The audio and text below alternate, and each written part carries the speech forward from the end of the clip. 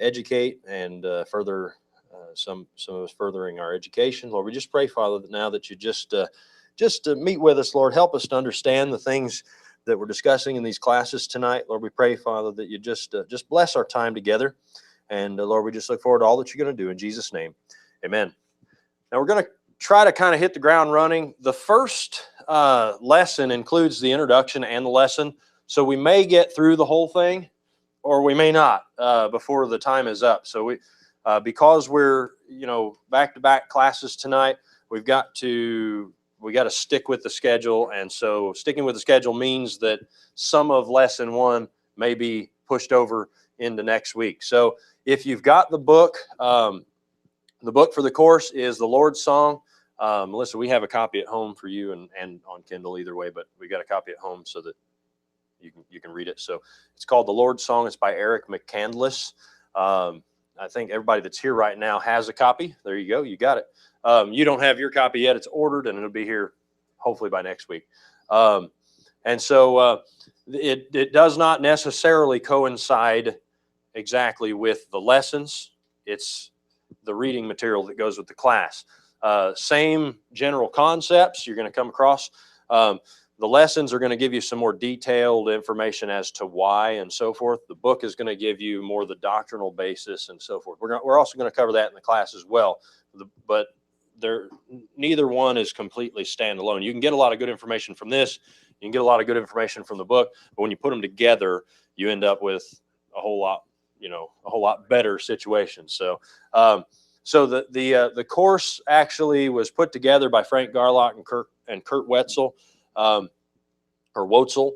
I'm sure he's not happy about me slaughtering his name. But I taught this at McGregor Road some years back, probably 10 years ago. And we're going over it now. I'll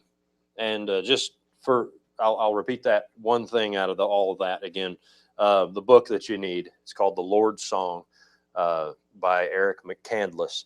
And as far as like quote unquote homework assignments, I was going to actually tell you how many chapters you need to read a week and all that kind of thing.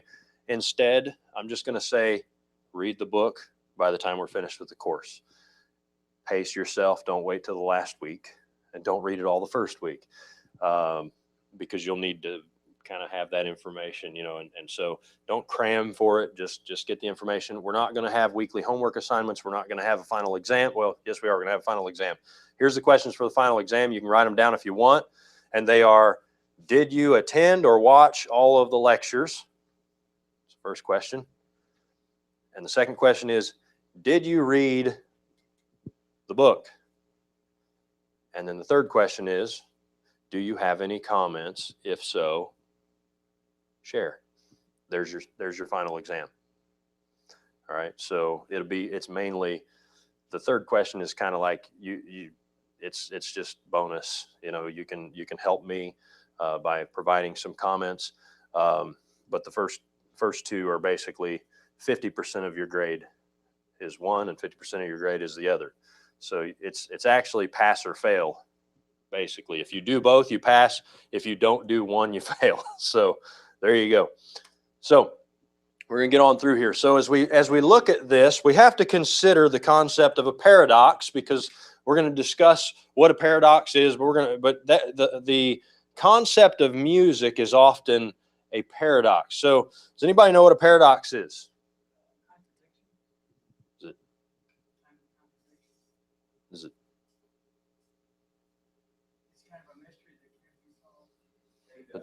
A paradox? No, it's not a paradox. So it is a statement or condition which is contrary to normal belief, or a statement which on the surface may seem to be contradictory. But in the study of music, we find ourselves contemplating some paradoxical concepts or some things that seem to be contradictory, but they're really not. What's that? It is a statement or condition which is contrary to normal belief, or a statement which on the surface seems self-contradictory. Just hear hear it, it seems, here's the basis on it, okay? A paradox is something that appears to be self-contradicting, but it's not necessarily self-contradicting. Does that make sense? It, on the surface, it seems like maybe it's self-contradicting. So, so the less, here's the paradox. The paradox is the less one studies or thinks about music, the more we think we know about it.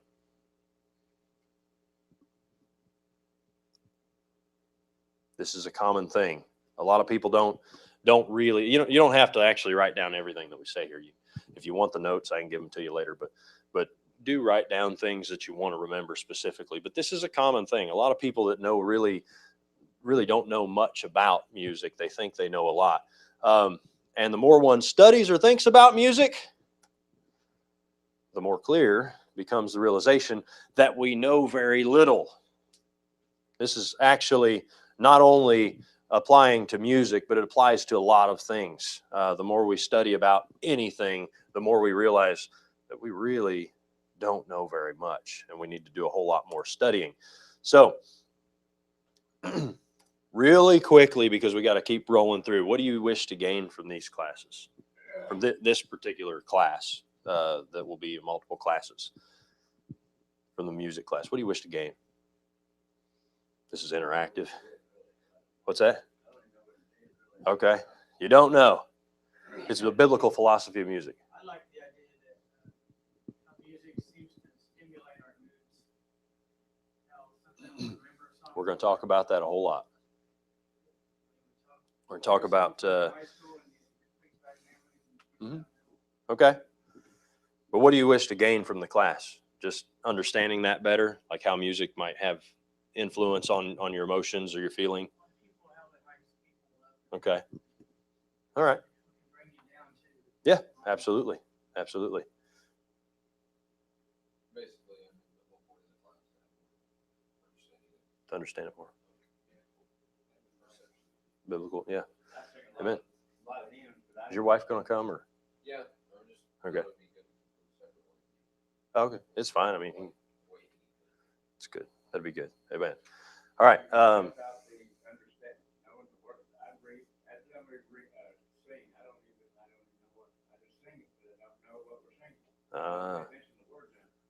Right. Okay.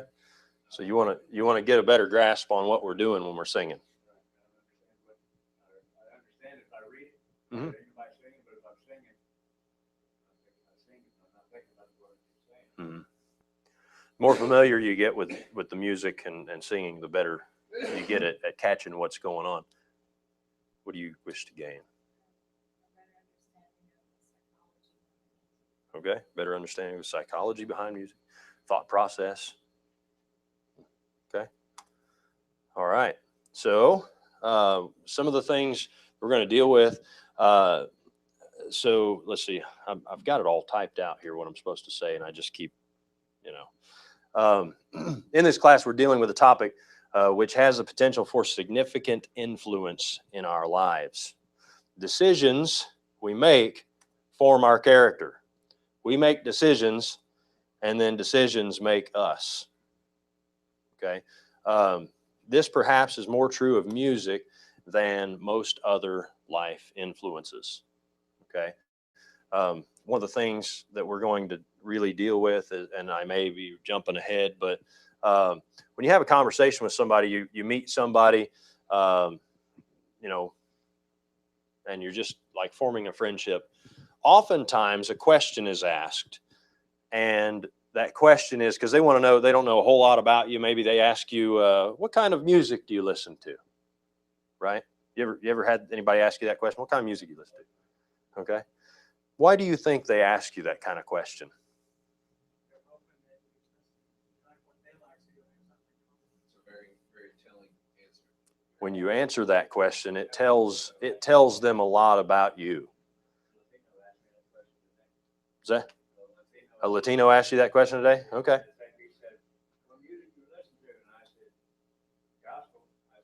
Uh-huh.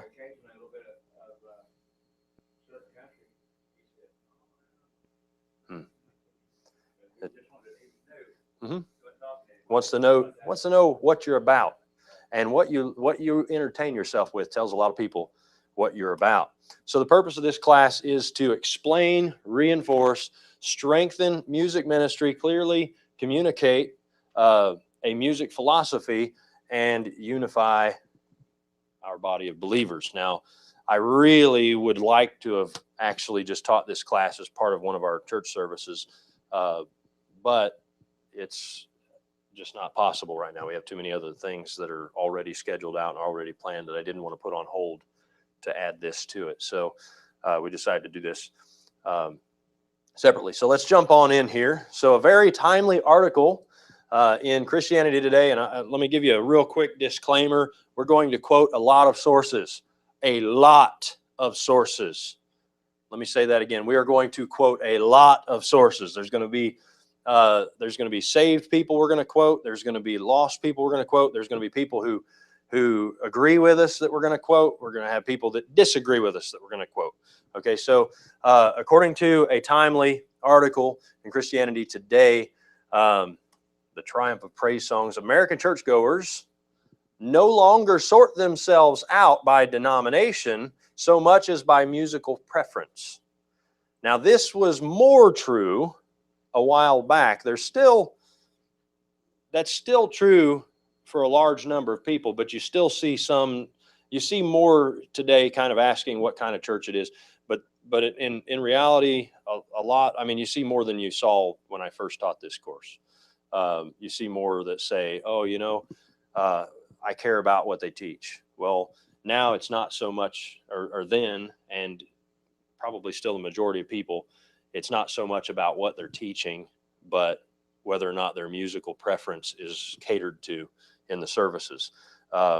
Churches that are too small to sustain separate congregations with separate worship styles are either trying to mix music styles, which they call blended worship, or they're fighting and dividing over which music to use. This is very, very common today. So continuing this, when one chooses a music style today, one is making a statement about whom one identifies with, what one's values are, and ultimately who they are. We already kind of mentioned this. I knew I was jumping ahead. I knew we were going to get there, but this is very true. That's why people ask you those things. But for better or for worse, the kind of music a church offers increasingly defines the kind of person who will attend, because for this generation, music is at the very center of self-understanding. And that's why it's so important to people sometimes what kind of music you listen to, or what kind of music your church has, or what kind of, when I talk to people about our church, when I'm out and about, and I talk to people sometimes when I'm doing insurance adjusting or whatever the task, whatever's going on, often, it'll come up that I'm a pastor and say, oh, great. And they'll talk about their church. And then always somehow, some way, music comes up. We were out Tuesday night for the Civil Air Patrol. Afterwards, we went and had dinner with some of the folks from the squadron. And the lady that was there, she said she's their worship leader. And we didn't really get into music at all because I knew exactly what that meant. She's their worship leader and she plays in a band and this and that. And so I was like, okay, I'll just leave it alone. We don't want to have that conversation right now, the very first conversation that we have, or the very first day we meet. So anyways, music is very telling. And so the question is music a consequential topic? Well, if you paid attention to the last thing, you would already be saying, yes, it's a consequential topic. In other words, it's a topic that has consequences, right? When somebody comes up, that's why we actually have on the door, which a lot of churches don't have on their sign or on the door, sacred music. Most people don't know what that means, but it causes them to ask. And we say, well, you would probably consider it to be more traditional, is how I would describe it. So, how much is music worth?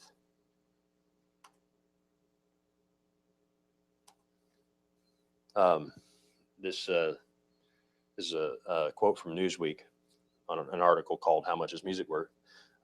Music is at the center of the emotional lives of millions, the source of incalculable pleasure. Before we go on to the next slide, I'll mention just real simply. Anybody ever watch Super Bowl ads? Any advertisement, they spend a lot of money on the sound in their ads. The type of music that they choose is very calculated. All of the stuff in movies, they spend a lot of money. In fact, they've got a whole department for movies. For each movie has, they have a production team, and they have a whole department for what is going to happen with the music, the behind the scenes sounds. And so music is worth a lot. And you can also add, you go to Menards or you go to wherever, and what do they got going on? Anywhere you go, any department store, any big box store, you can't go in there and have any peace of mind. Megan got dinner at Grinders, and she said you could barely order the music. Or music in a restaurant. Yeah. Restaurants do too. You could even hear it. What? Huh? The guys get rude. She couldn't hear me. Right. So, let's see here. So does anybody know which groups, and if you remember from the last time, don't answer it. Does anybody know which groups' sales still rank number one? And I verified it to make sure, but still rank number one in the U.S. in U.S. recording history. Which group, like music group, which group's sales still rank number one? Anybody have any other answers? Or anybody want to second his answer? Stick with your first answer. The Beatles still rank number one in sales. So that guy there, and they still rank number one. And so they change it. This is what Lennon said to an author. He says, the Beatles changed the way people thought. They were rebellious, they were inquiring and innovative, and Lennon was, I'm sorry, not Lennon didn't say this. This was somebody said it about Lennon. Lennon was at the cutting edge of that concept. Now, this you can verify. I verified it in April. I wrote this down in my notes here. Verified as of April 2018. Reference Business Insider. You can go to www.best-selling-music-artists-of-all-time. And there you go. So, or you could just search for it online and find it. But there you go. I just verified it. So some sources and the approach that we're going to have. Of course, the Bible is going to be our primary source for the lesson, even though I probably won't open my Bible often because I'll have most of it on the screen. It'll either be on the screen or here for me to read in my notes. So there are over 500 direct music references in the Bible. Okay. And we say over 500 because it depends on how you're counting it, but it's at least 500. So also, there are scriptural principles that we're going to apply to music. We're going to deal with scriptural principle about music many, many times is what we'll do. So, so then we're also going to look at respected, qualified, secular experts. And the reason that we do this, and these are as follows here. The reason that we do this, notice that we're saying secular experts. The reason we do this is because we're trying to make sure that everybody that's taking the class or sees the class online or whatever, or anyone who might criticize our position, they recognize that we're not just quoting people that agree with us. We're not just quoting Christians that are very conservative. We're talking about secular people who don't really care about Christianity, but they know stuff about music. We're going to reference medical doctors, sociologists, psychologists, child psychologists, communication experts, musicians, composers, music critics, musicologists, performers, psychiatrists, scientists, and psychoacoustic scientists, neurologists, and music educators. There's more. The other thing that we're going to reference is the sound.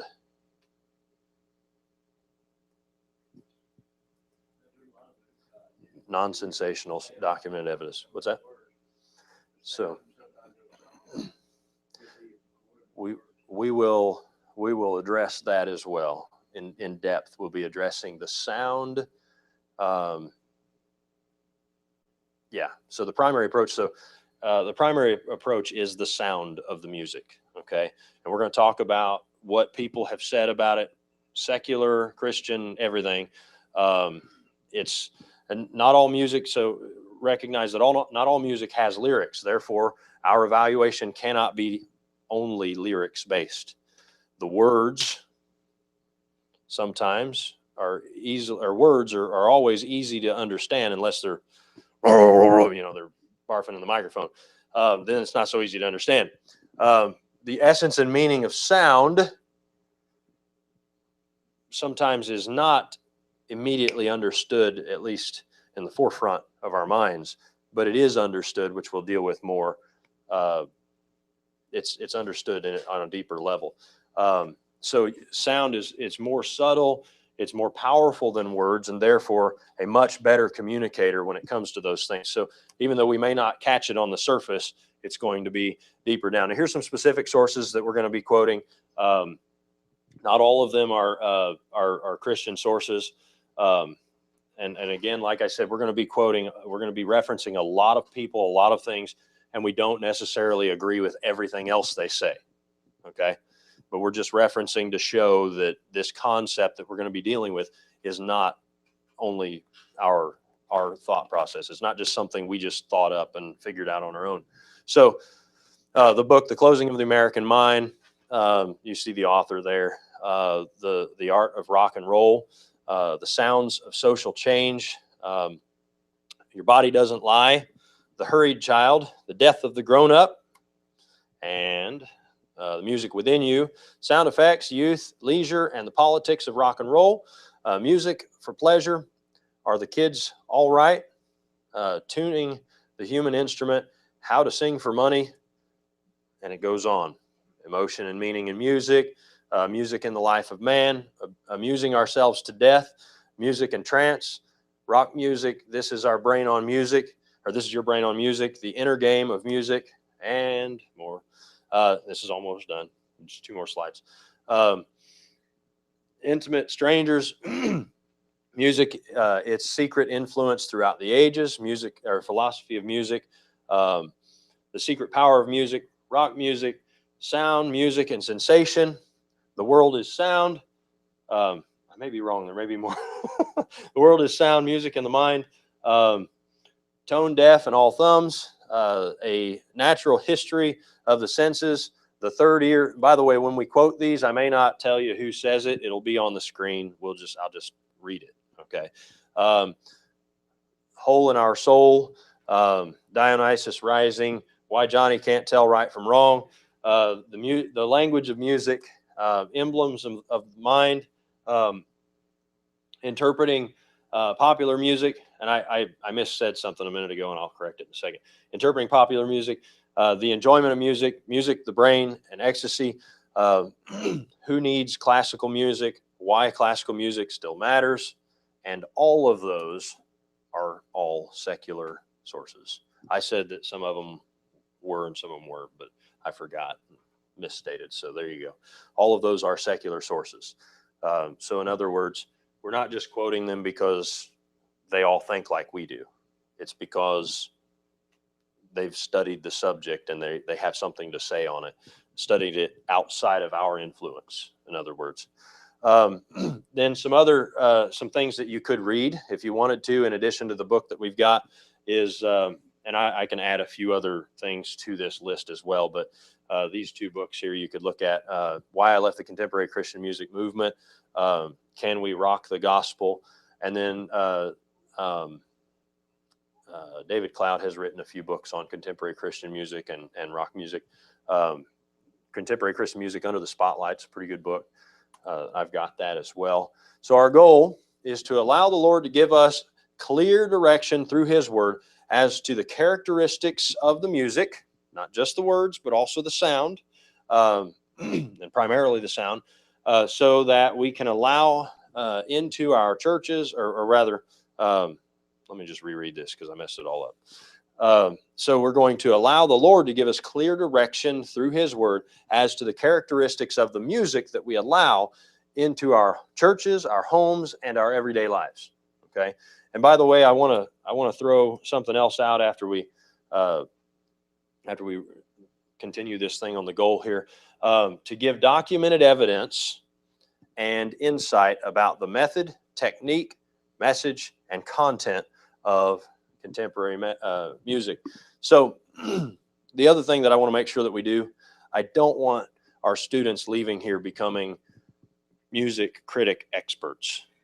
That is a dangerous thing, because you've taken a philosophy of music class. Now everything you hear comes under your critical ear, and you say, I don't know, because it doesn't exactly fit with what you think, doesn't necessarily mean it's wrong. You need to maybe stop, take a step back, and just maybe not over evaluate, but evaluate your opinion on it. So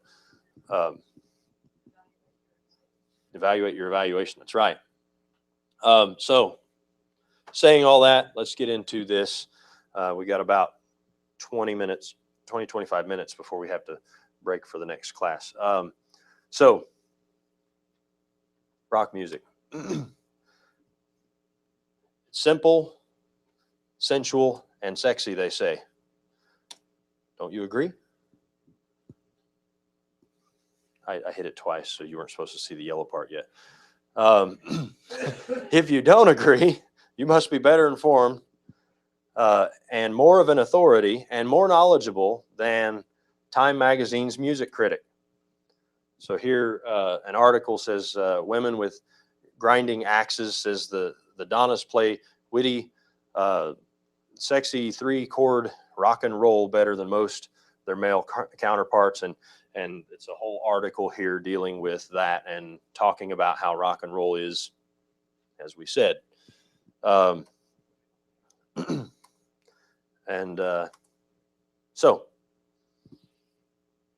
this is a question, and I love this because when I was a youth pastor, when I taught this to the church at McGregor Road, and I said, so is our youth group what it should be, or do you want to rock your youth group? Brother Kaiser was like, no. Of course not. So this is advertisement here. So it says, it's now possible, available, and popular with Dance Praise, Rock Your Youth Group. This is an advertisement from the world's most read youth ministry resource. Is that something we're interested in? Well, here's what it talks about here some more. Dance Praise, the award-winning dance game, is now even better. Dance Praise Party lets 10 kids step and sweat together to music from top Christian artists, including Toby Mac, Zoe Girl. Now, this is a little bit dated, okay? Remember, it was in 2007, so this is 11 years old.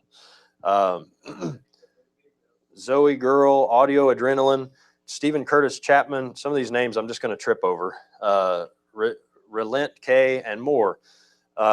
This special 10-player version includes 10 super deluxe dance pads, over 190 songs with 3 dances each. That's over 500. Anyways, you see the ad. Okay, I don't have to read the whole thing to you. There you go. And it says, get your youth group in on the action and find out why over 95% of churches surveyed would recommend Dance Praise to others. You can step and sweat to these people. Well, no, we wouldn't be in the survey because it's only the people who've experienced it that can do the survey. So some of them are.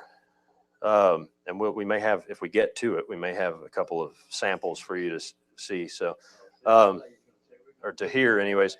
The not some samples that you can hear to see what they mean. The glorious rise of Christian pop, Newsweek says. The article starts with, it says, "Are you ready to rip the face off this place?" Screams the lead singer of Pillar. Pillar's a Christian rock band. Christian entertainment makes a joyful noise. Continues here, says Christian contemporary music is now the hottest genre in the entire music industry. I don't know if that's exactly still true, but at that time it was. I don't know. But the kids disembark, a gangly pack of 10 to 17-year-olds that could pass for the fans at any of the summer's other traveling rock tours. Anything wrong with that? Or anything right with that? Would you just ask that question? Yep, they're jamming to the beat of the devil. By the way, that's a quote of that article. They've got a picture of a Christian concert, and that's what they said. Newsweek said that.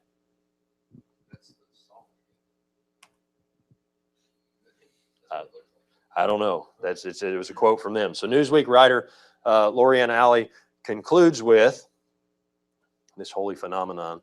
The values of Christianity and the anti-values of rock seem morally incompatible. To the world, it's obvious to them. Why isn't it obvious to some Christians? Or actually, he says here, most Christians. Why isn't it obvious to most Christians? By the way, we're not in the majority in our position on the biblical philosophy of music. And by the way, neither is our doctrinal position on most things. You know, I think Jesus said something like, you know, if you agree with most people, then everything's okay, right? Or what was it? Was it like the broad way? That's the way to go to heaven? No. The broad way is the way that leads to destruction, and many there be that go in there at. I'm not saying that your music choice is your decision on heaven and hell, but what I'm saying is, like most of the other things when it comes to Christianity, we're taking the narrow road. And that's why we don't agree with the vast majority of other people. So carrying a tune in a bucket here. South Korean housewives sing with plastic buckets over their heads during a tone deaf clinic at the department store in Seoul. So key question, and this is going to be something that we're going to be dealing with over the next few weeks. The question is music amoral? You see, a lot of people say, and this is their argument, that music, and when we're talking about music, we're not just talking about the words, we're talking about the sound. Is the sound, the notes that are played, the communication, well, I'm throwing out extra stuff that'll be discussed later, the communication of the sound coming from the song, is it amoral? Just in case you didn't know what that means, Webster says that moral means relating to, dealing with, capable of making the distinction between right and wrong, serving to teach, or in accordance with the principles of right and wrong. Okay, moral, something moral. It's something that can be judged by right and wrong. You also have good or right in conduct or character, virtuous in sexual conduct, as opposed to immoral. Okay, moral versus immoral; those are opposites. But amoral means not concerned with moral standards, not to be judged by criteria of morality, neither moral or immoral. Okay, so that's what a lot of people say. You know, the sound itself, it's not a moral or immoral thing. It's amoral. It's not to be even judge to determine whether it's good or bad. Okay, that's a common thing. I know this may seem to some of you like, what in the world does that have to do with anything? It has a lot to do with things, because people, many Christians say, yes, music is amoral. In fact, we'll quote one of them, Rick Warren. He said, there's no such thing as Christian music. There are only Christian lyrics. What is sacred is the message. We need to stop defending the tune. In other words, he says music is amoral. There he is waving to you. There's this little book there that I don't recommend. This is music is amoral thinking. I skip ahead a little bit before you get to see it. Sorry. Many experts in the world say an emphatic no. Music is not amoral. They say, so this renowned pianist, see him over there, he looks kind of like JFK. Renowned pianist, Van Cliburn, he said, the language of music is readable, writable, and recitable. There he is with another president. Not that he's you know what I mean. He's there with President Bush. So question, does that which is readable have moral value? Yeah. Does that which is writable have moral value? Yes. And what about that which is recitable? Certainly. Should have made those come out after, but all these actions, we're talking about like 500 and something slides, so there may be some glitches here and there. So does language have moral value? Language have moral value? Undeniably. Music is the language of the emotions. It's from the book Foundations in Singing. Let's see here. Music is the shorthand of emotion, Leo Tolstoy says. And let's see what the Bible says. Not that we're going to the Bible last, but, you know, get some Bible here. In 1 Corinthians 14, verses 7 through 11, I've got it all typed out here, but it won't show up there because it's just in my notes. And even things without life-giving sound, whether pipe or harp, except they give a distinction in the sounds. How shall it be known what is piped or harped? For if the trumpet give an uncertain sound, who shall prepare himself to the battle? So likewise, except ye utter by the tongue words easy to be understood, how shall it be known what is spoken? For ye shall speak into the air. There are, it may be, so many kinds of voices in the world, and none of them is without signification. Therefore, if I know not the meaning of the voice, I shall be unto him that speaketh a barbarian, and he that speaketh shall be a barbarian unto me. All of that, sorry, I'm reading it off of my screen, and I'm used to, when we're doing the ABCs, it's the same thing, but when I'm doing a presentation, I have my notes and the next slide, and then your slide, and so I'm reading off of here. And so all of that that I just read to you from the Bible, it all has to do with there's such a thing as a distinction or an understanding of the sounds, even when it's just a trumpet, you know. So I could go on and elaborate, but we'll continue. Music, language, perspective.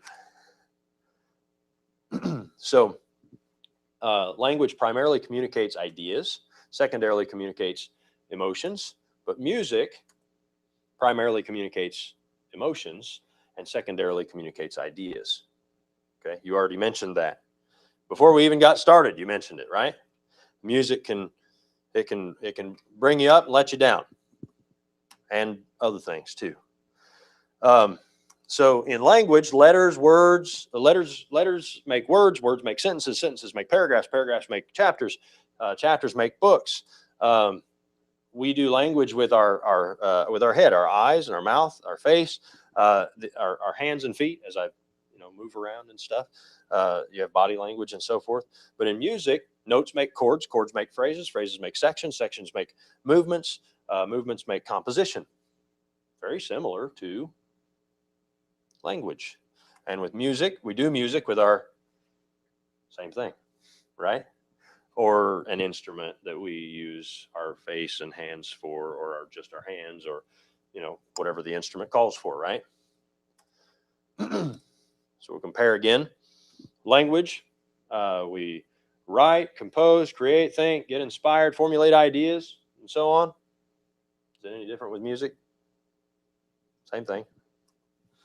Okay. Language has rules of grammar and syntax, sounds with different pitches, sounds with varied duration, sounds with dynamics, sounds with different timbre.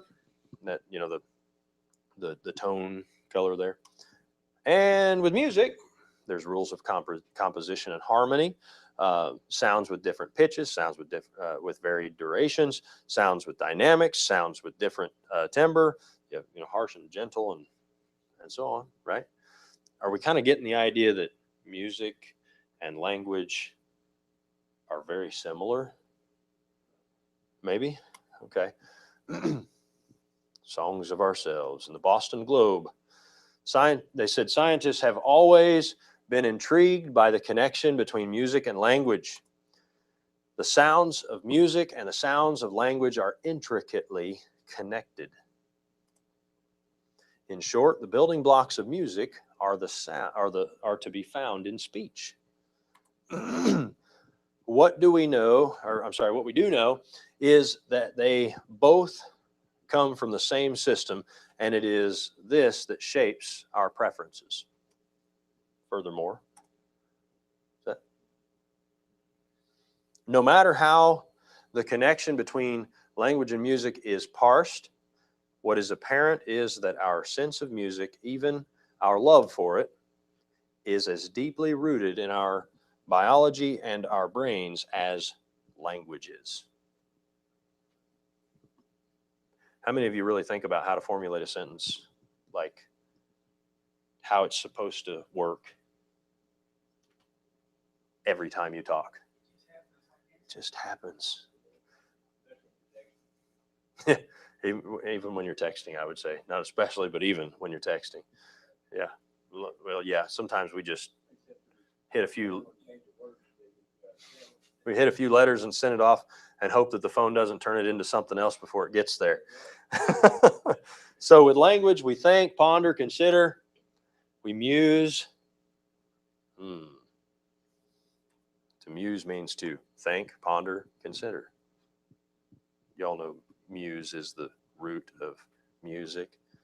You know, when you go to an amusement park, it's a place where you go to not think, just enjoy, right? You're amused. You're amused, not mused. Think. You don't think. That's the point. You don't want to have to think about how they put this ride together. Am I going to die or not? Right? You just do it. Right? Did you guys have fun when you got, or did you go? Okay. What?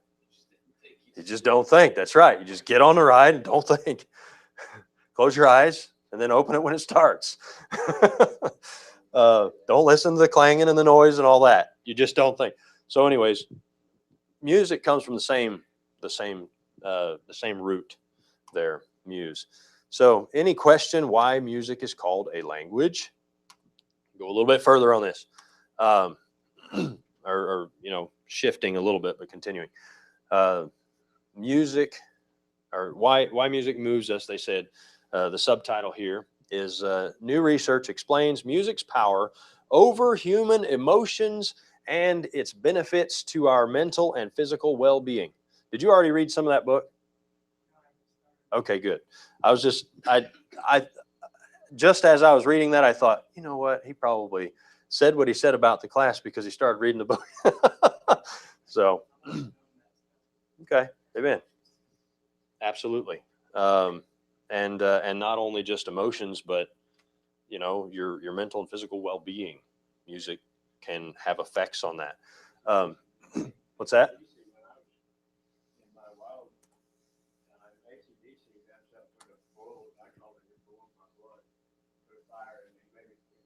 Mm-hmm. Oh yeah, it does something. It absolutely does something, and it's meant to. Certainly, music seems to be the most direct form of emotional communication. This is Dr. Oliver Sacks. He wrote that book, Musicophilia, and they quote him in this article. It really seems to be as important a part of human life and communication as language and gestures. Right.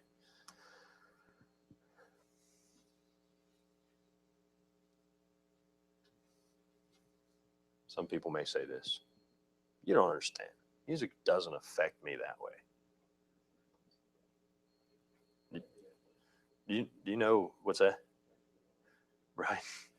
I don't know anybody that music doesn't affect. The only reason that it doesn't affect them is because they're hiding the effects. That's the only reason. They're hiding the effects. Certain music always makes you want to do something or feel something. Several pieces of research indicate that music reliably conveys the intent or intended emotion, okay, in all people who hear it. The ability of a song to elicit a particular emotion does not necessarily depend on cultural background. That's a common argument. Oh, it's just the culture. It doesn't matter. Music affects you. Period. Music contains information that elicits a specific emotional response in the brain. There we go. Regardless of personality, taste, or training. That's why you can play certain music and it'll make toddlers do stuff.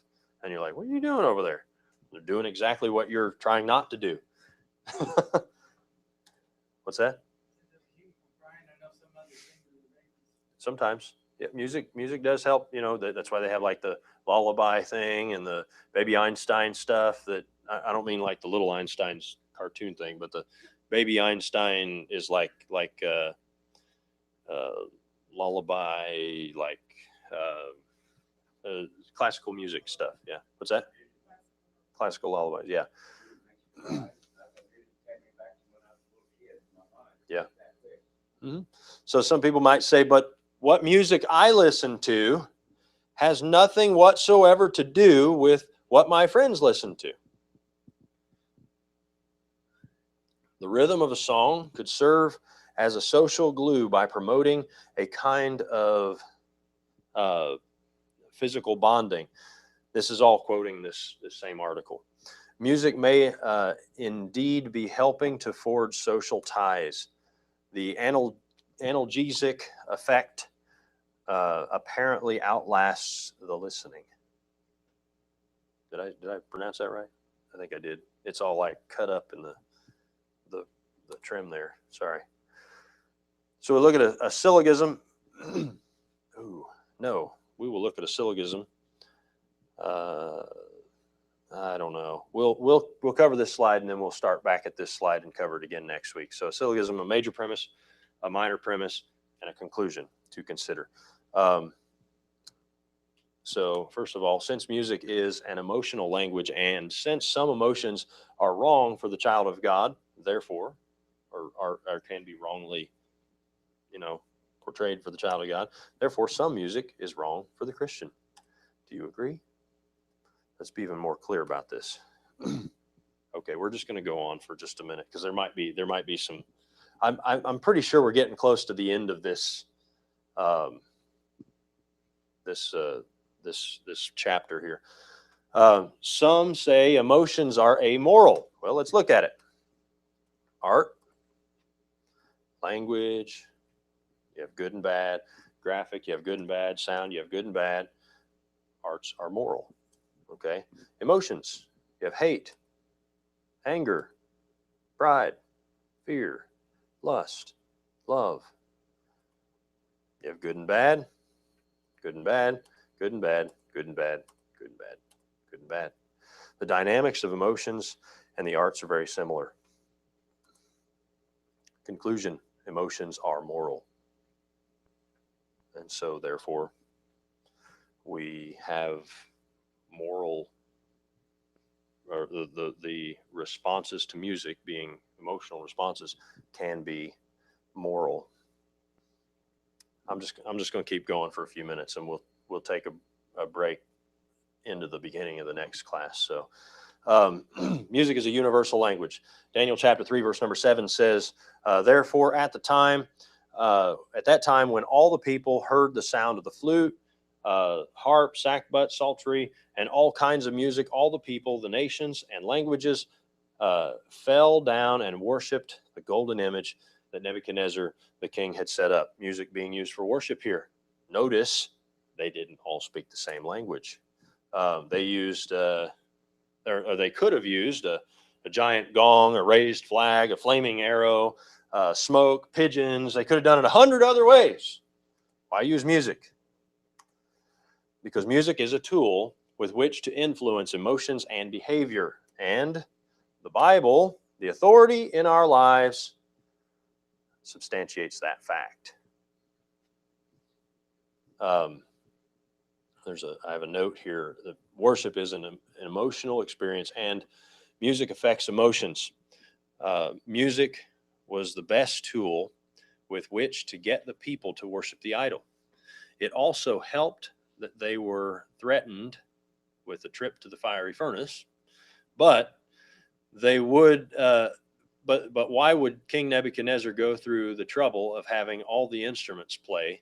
Because the reason is because music is the perfect tool with which to influence emotions and behavior. The Bible, as we saw here, the authority of our lives, it substantiates it. More important, or an important concept that we have to grasp. So music is not mere entertainment. It is an effective communicator.